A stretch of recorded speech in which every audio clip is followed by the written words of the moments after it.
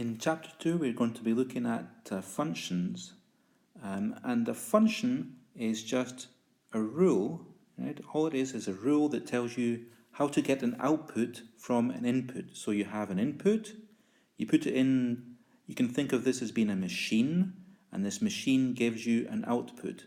But the machine obeys a rule. It does something to the output, it does something to the input to get the output. We call the input the independent variable, right? So the independent variable is here, and the output is dependent on the input. The output, usually we write f of x or y, and the input, usually we write the x.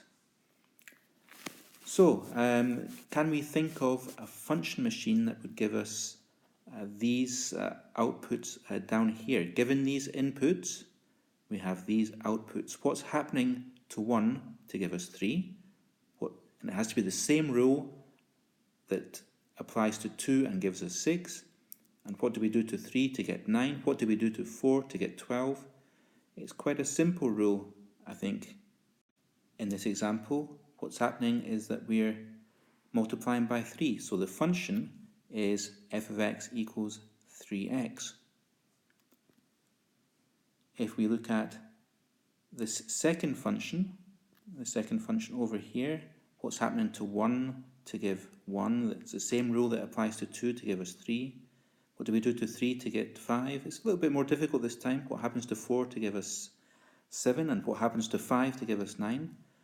Well, if you think about it a little bit, think about what happens to 3 if we multiply it by 2. If we multiply 3 by 2, we get 6. If we multiply 4 by 2, we get 8. If we multiply 5 by 2, we get 10. So what would we have to do after we multiply by 2? We would have to subtract 1. So we'd have f of x equals 2x minus 1. That rule means that we multiply the numbers on the left by 2, for example 4 by 2, and we subtract 1 to get 7. And in this last example, more difficult still, this one, we're looking for a rule that applies to 1 to give us 2, to 2 to give us 5, to 3 to give us 10. Quite difficult this time, but just give yourself a second. Think about squaring this number. Think about squaring this number. Think about what you would get. What's 5 squared?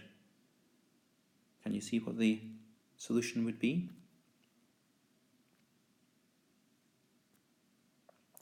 Yep, we would have to square the number and then add 1.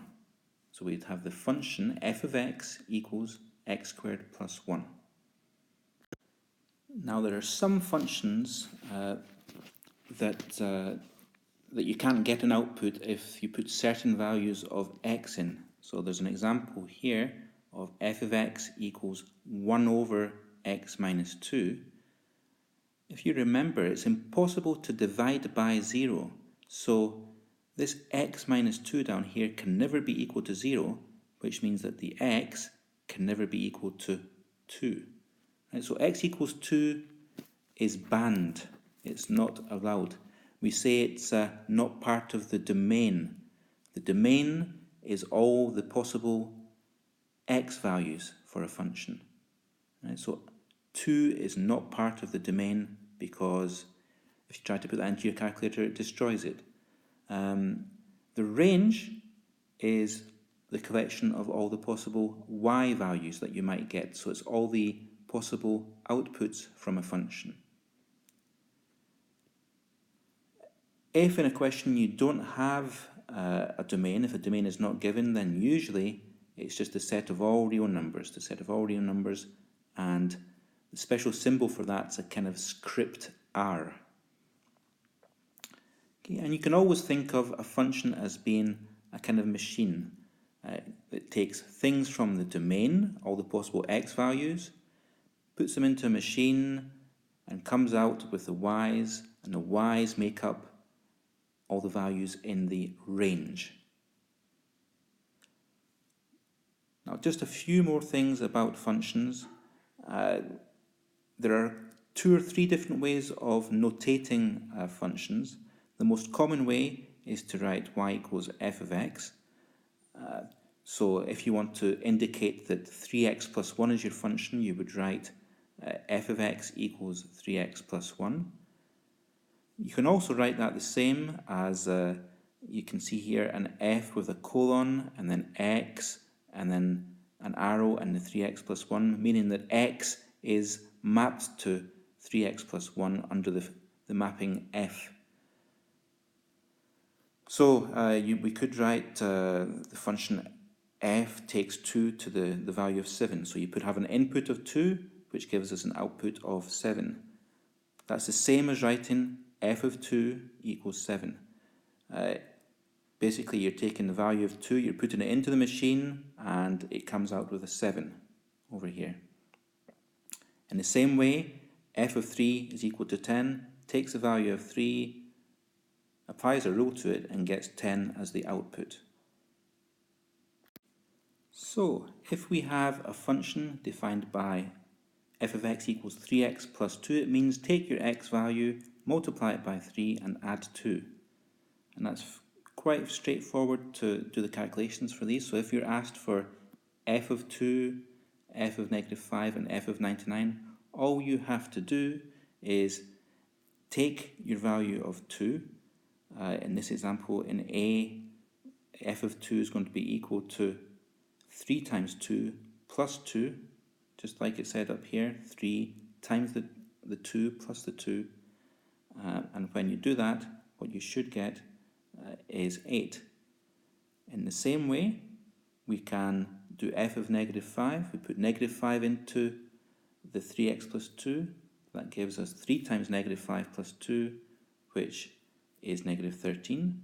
And f of 99, again, we just replace the x with 99. So we have 3 times 99 plus 2. And when we do that, what we should end up with is 299. What is the function in words? Express the function in words. Well, what are we doing to it? We're multiplying the input x by 3 and then adding 2. So what we could say for that is that we triple the input x and then add 2. And then we're thinking about the values of x for which the function is undefined. I can't think of any value of x that would cause this a problem. So what we would say in a case like that would be that the domain is all real numbers R. Now again, it's possible to get any possible output, so the range would be all real numbers R. In example 2, we have a different kind of function. This time the function is square root of x minus 1. So if we want to find f of 10, what we've got to do is replace the x with 10, so it's going to be the square root of 10 minus 1. That's the square root of 9, which is 3. F of 20, replace the x with 20, so it's the square root of 20 minus 1. The best we can do with that is the square root of 19. And then the last one there is a little bit more difficult because we put negative 3 into the expression, so it's the square root of negative 3 minus 1. If we think about what that's equal to, it's the square root of negative 4.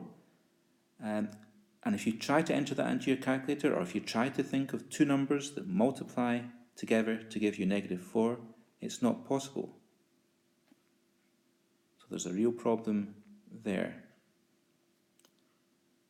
We would say that the value would be undefined.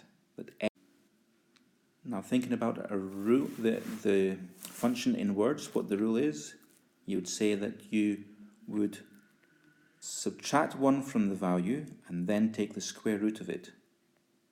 A way of writing that is like this. Subtract 1 from the input x and take the square root of the result. Now the last part of this is to find the domain and range of that function. So we have to have the x minus 1 be a positive value, because we can only take the square root of, well, 0 or values more than 0. So x minus 1 must be more than or equal to 0. So